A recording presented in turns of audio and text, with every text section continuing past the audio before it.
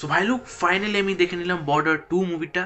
আর এই সিনেমাটা কি সত্যি বর্ডারের গর্বটা ধরে রাখতে পেরেছে, নাকি বর্ডারের লেগেসিটা পুরোপুরি নষ্ট করে ফেলেছে? সেটা নিয়ে ডেফিনেটলি আমি আগে কথা বলবো। বাট প্রথমে যদি এই বর্ডার 2 এর গল্পটা নিয়ে হালকাভাবে কথা বলি উইদাউট স্পয়লার। সো তোমরাও জানো, আমিও জানি, আলাদা করে গল্প নিয়ে কী কথা বলবো ভাই। ইন্ডিয়া ভার্সেস পাকিস্তানের টপিক, যার উপর এর আগে হাজারটা মতো সিনেমা হয়ে গেছে, তাই না? তো ইন্ডিয়া ভার্সেস পাকিস্তানের যখন টপিক, তুমি তাহলে বুঝতেই পারছো তার ভেতরে একটা ওয়ার সিকোয়েন্স থাকবে। অ্যান্ড এইখানেও 1971-এ যে ইন্ডিয়া ভার্সেস পাকিস্তানের ওয়ারটা হয়েছিল সেটার ওপরই এই বর্ডার 2 মুভিটা দাঁড়িয়ে থাকে। এইটুকুই স্টোরি। এর থেকে বেশি জানতে গেলে তোমাকে ডেফিনেটলি এই বর্ডার 2 মুভিটা ওয়াচ করতে হবে। আর এবার যদি প্রথমে এই মুভির ভালো দিক নিয়ে কথা বলি, তো ডেফিনেটলি মুভির ভেতর অনেকগুলো ভালো দিক আছে যেগুলো নিয়ে আমি কথা বলতে চাই। অ্যান্ড প্রথম যে জিনিসটা ভালো লেগেছে আমার এই মুভির ভেতর সেটা হচ্ছে এই মুভির ভেতর থাকা গানগুলো। ভাই কানেকশান ফিল হয়ে যায়, মানে একটা আলাদাই কানেকশান ফিল হয় যখন এই বর্ডারের গানগুলো বাজে। তুমি সেটা ফার্স্ট পার্টের কথা বলো বা সেকেন্ড পার্টের কথা বলো, সেসব গানের সাথে আমাদের একটা কানেকশান বিল্ড হয়েই যায়। অ্যান্ড তার পাশাপাশি এই মুভির যে ফার্স্ট হাফটা, সেই ফার্স্ট হাফটা এতটা সুন্দর ছিল যে কখন এর মুভি ফার্স্ট হাফ বার হয়ে যায় তুমি টেরও পাও না। আর এই মুভির ফার্স্ট হাফে মূলত বন্ধুত্ব আর পার্সোনাল লাইফের উপরই বেশি স্পেস দেওয়া হয়।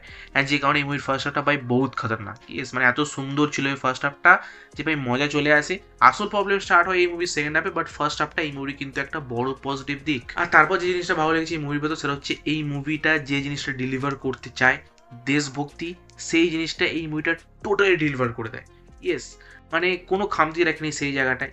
এই মুভিটা দেশভক্তি জায়গাটা একদম পারফেক্টভাবে হিট করে। তুমি যদি কোনো দেশভক্তিওয়ালা মুভি দেখতে চাও, বর্ডার 2 একটা পারফেক্ট মুভি হতে পারে। ইয়েস, অ্যান্ড সেই জায়গাটা এই মুভিটা পুরোপুরি একেবারে ডেলিভার করে দেয়। ইয়েস, বেস্টটা নিজে ডেলিভার করে যখন দেশভক্তির কথায় আসি। আর তারপর যে জিনিসটা ভালো লেগেছে আমার এই মুভির ভেতর সেটা হচ্ছে পারফরমেন্স। ইয়েস, দেশভক্তির মুভি, ইন্ডিয়া ভার্সেস পাকিস্তানের টপিক, তুমি চোখ বন্ধ করলেই যে মানুষটার মুখটা তোমার প্রথমেই ভেসে উঠবে সেটা নান আদার দেন সানি দেওল। ইয়েস, অ্যান্ড তুমি যখন মুভিটা দেখবে তুমি ভাই বুঝে যাবে যে এটা সানি দেওলের মুভি। ইয়েস, উনি হচ্ছে এই মুভির আসল ফেস। ওকে, অ্যান্ড উনি যে ধরনের পারফরমেন্স ডেলিভার করছেন এই এজে এসেও মজা চলে আসে। ইয়েস, মানে একেবারে মুভির শুরু থেকে মুভিটার শেষ অবধি কিন্তু সানি দেওয়ালি এই মুভিটাকে নিজের কাঁধে তুলে নিয়ে যান। ইয়েস, অ্যান্ড বলা যেতে পারে মুভির ভেতর ওয়ান ম্যান আর্মির শোটা কিন্তু সানি দেওয়ালি করেন। আর সানি দেওয়ালের পাশাপাশি যদি আর কারোর পারফরমেন্স আমার এই মুভির ভেতর ভালো লেগে থাকে তো সেটা হচ্ছে ডেফিনেটলি দিলজিৎ। এতটা ন্যাচারাল উনি পারফরমেন্স ডেলিভার করে যান যে ওনাকে দেখে মনে হচ্ছে না যে উনি অ্যাক্টিং করছেন। ওনার কমেডি টাইমিং খুব ভালো লেগেছে আমার। তার পাশাপাশি উনি যখনই স্ক্রিনে আসছেন একটা দিলখুশ টাইপের একটা একটা ভাইব আসছে। ইয়েস, যে ভাই এই বান্দাটা একটা সলিড লেভেলের পারফরমেন্স দিচ্ছে মুভির ভেতর। ইয়েস, কোনো দিক থেকে ওনার ওপর তুমি আঙুল তুলতে পারবে না, ওনার অ্যাক্টিংয়ে কোনো খাত ছিল না। বাট এবার যদি নেগেটিভসের কথায় আসি তো সেখানে ডেফিনেটলি বরুণ ধাওয়ান অ্যান্ড আহান শেট্টির কথা বলবো আমি। তো তুমি যদি বরুণ ধাওয়ানের কথা বলি তো আমরা ভাই সবাই জানি বরুণ ধাওয়ান কিন্তু কোনো খারাপ অ্যাক্টার নন। ইয়েস, অ্যান্ড এই মুভির ভেতর ওনার যেসব ইমোশনাল সিনগুলো আছে অ্যাকচুয়ালি ওয়ার্ক করে যায়। ইয়েস, বাট ওভারঅল তুমি যদি দেখো এই মুভির ভেতর বরুণ ধাওয়ানের পারফরমেন্স, তো যেন উনি ঠিকঠাক ডেলিভার করতে পারছেন না। মনে হচ্ছে হ্যাঁ ওনার বেস্ট পারফরমেন্সটা আসছে আসছে আসছে, বাট ফট করে মাঝে ওনার নেট কানেকশন চলে যাচ্ছে আর উনি পুরোপুরি নিজের পারফরমেন্সটা ডেলিভার করতে পারছেন না। ইয়েস, মানে ইমোশনাল সিন বাদে তেমন কোনো পারফরমেন্স আর বরুণ ধাওয়ান খুব ভালোভাবে ডেলিভার করতে পারে না। আর সেখানে যদি আহান শেট্টির কথা বলি তো ওনাকে যেন এই মুভি থেকে কোথাও আমরা হারিয়ে ফেলি। ইয়েস, প্রথম কথা ওনার স্ক্রিন টাইম কম, আর দ্বিতীয় কথা স্ক্রিন টাইম কম হওয়ার পাশাপাশিও ওনার যে পারফরমেন্স উনি দিয়ে যান মনে থাকে না। ইয়েস, কোথাও না কোথাও উনি মুভি থেকে একটু হারিয়ে যান। আর তারপর যে জিনিসটা খারাপ লেগেছে আমার এই মুভির ভেতর সেটা হচ্ছে এই মুভির ভিএফএক্স। অ্যান্ড এবার তোমরা কমেন্ট করে বলবে এ ভাই তুই আফতার দেখতে গেছিস নাকি? তো না ভাই, আমি আফতার দেখতে যাইনি, বাট যখন এর খারাপ ভিএফএক্স এতটা ভালোভাবে নোটিস হয়ে যায় যে আমাকে সেটা নিয়ে কথা বলতেই হলো। ইয়েস, অ্যান্ড ইয়েস এই মুভির ভিএফএক্স নোটিসেবল, খুবই খারাপ লেভেলের।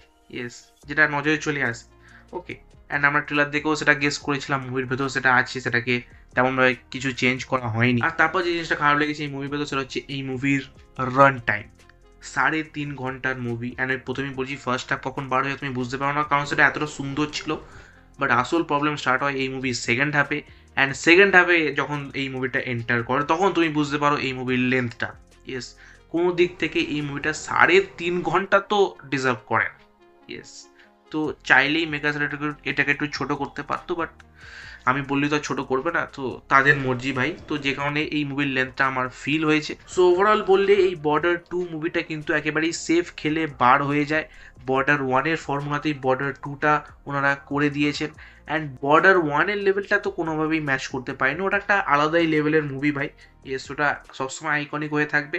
অ্যান্ড বর্ডার 2টা ওয়ান টাইম ওয়াচের জন্য একটা পারফেক্ট মুভি, কোনো দিক থেকে মুভিটা খারাপ মুভি নয়। তুমি চাইলে ডেফিনেটলি গিয়ে এই মুভিটা ওয়াচ করতে পারো। আর আমি এই মুভিটা দেবো 5-এর ভেতর 3.5 স্টার। আর তুমি যদি অলরেডি বর্ডার 2 মুভিটা দেখে থাকো, অফকোর্স কমেন্টে জানাতে পারো তোমার কেমন ছিল এক্সপিরিয়েন্স।